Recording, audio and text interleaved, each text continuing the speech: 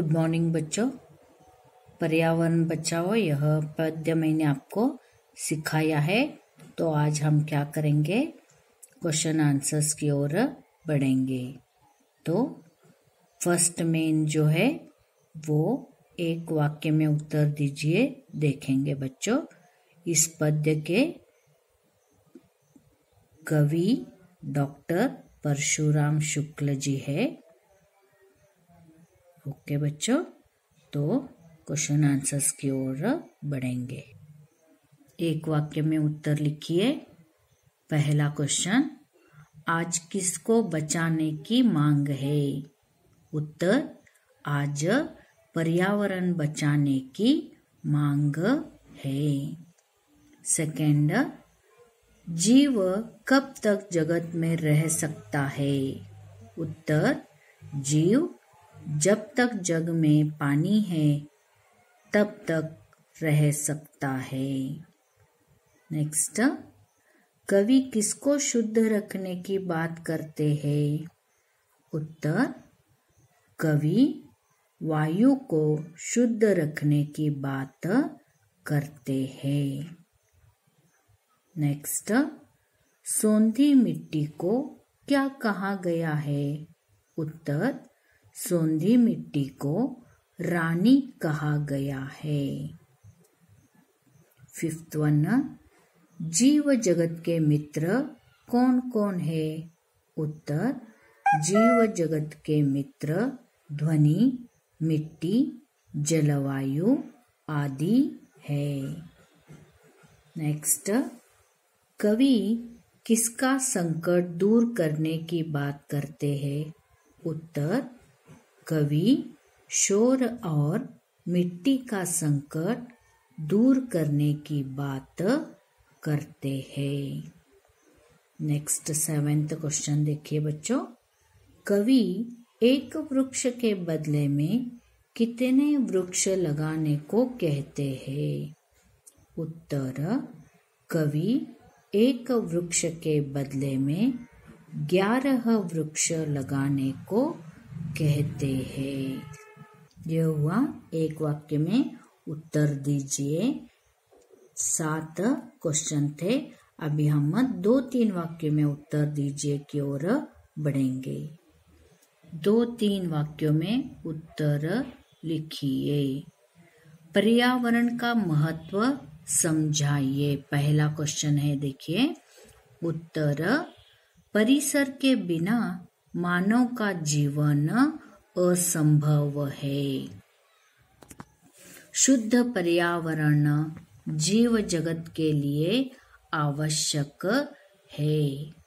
आज जल, वायु और ध्वनि प्रदूषण निरंतर बढ़ते जाने के कारण परिसर का संतुलन बिगड़ रहा है।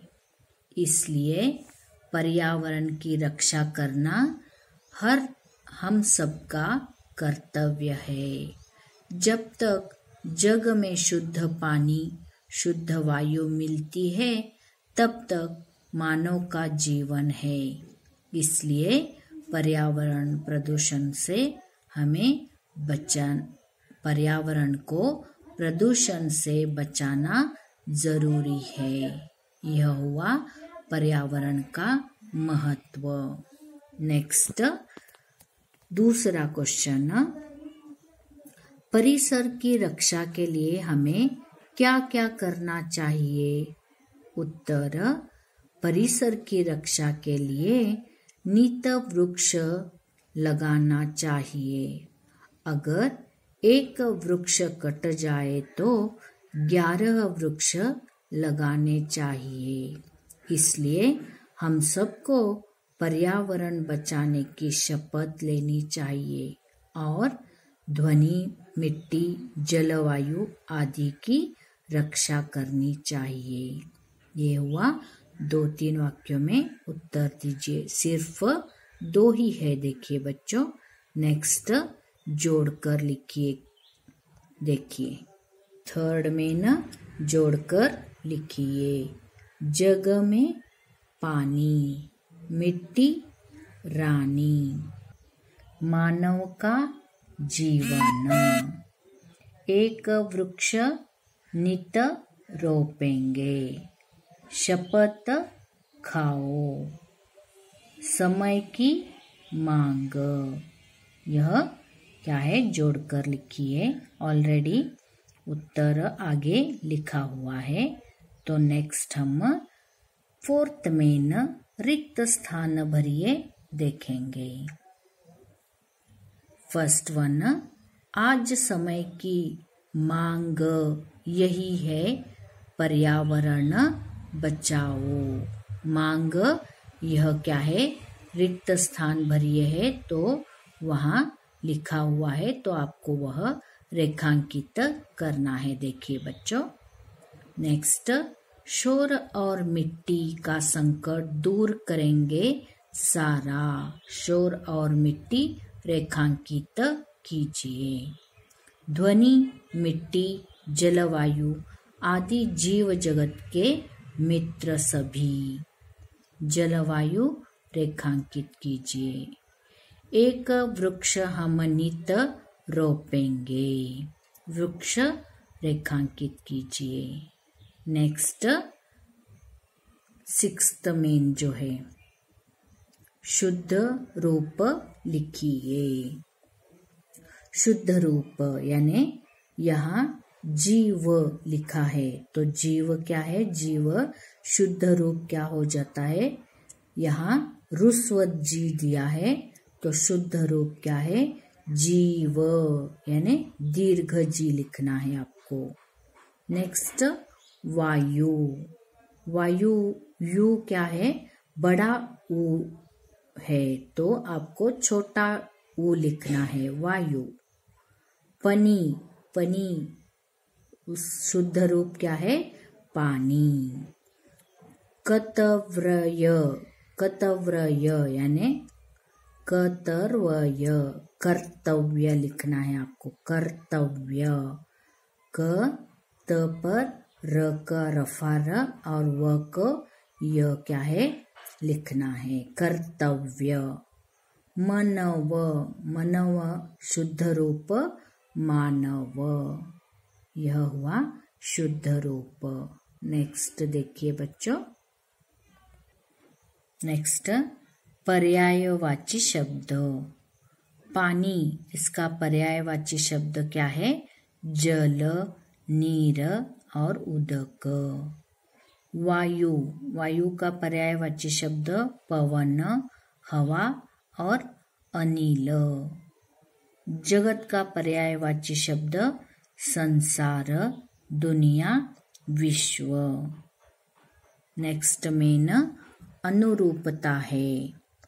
पानी, जल, तो वायु, पवन, यानी यहाँ क्या है, समानार्थ है वो। पानी का दूसरा समानार्थी शब्द अथवा पर्यायवाची शब्द जल, तो वायु का दूसरा शब्द पवन। मेरा, हमारा, तो तेरा, तुम्हारा। नेक्स्ट 11, संख्यावाचक, संख्या में दिया है 11, तो आपको वो शब्द लिखना है, वर्ड्स में लिखना है, तो 11 ऐसे लिखा है। नेक्स्ट 17, संख्या दिया है आपको, अंक में लिखा हुआ है, आपको क्या है वो शब्द लिखना है, 17। नेक्स्ट अपोजिट वर्ड है, देखिए बच्चों, सजीव, सजीव का अपोजिट निर्जीव, तो जन्म का अपोजिट वर्ड मरण अथवा मृत्यु भी आप लिख सकते हो। नेक्स्ट देखिए बच्चों, भावार्थ लिखिए। ध्वनि, मिट्टी, जलवायु आदि जीव जगत के सभी, इनकी रक्षा करना अब कर्तव्य हमारा। शोर और मिट्टी को संकट, शोर और मिट्टी का संकट दूर करेंगे सारा। यह पंक्ति जो है यह इस पंक्ति का हमें भावार्थ लिखना है। इस पंक्ति को पर्यावरण बचाओ पद्य से लिया गया है। इस पद्य के कवि परशुराम शुक्ल जी है। कवि कहते हैं, ध्वनि, मिट्टी, जलवायु आदि इस जीव जगत के सभी मित्र है। इनकी करना हमारा कर्तव्य है। शोर और मिट्टी का संकट दूर करना है। यह हुआ इस पंक्ति का भावार्थ। तो बच्चों पहले सुनिए और बाद में आपको क्या है लिखना है। समझ में आया बच्चों? ओके, धन्यवाद बच्चों।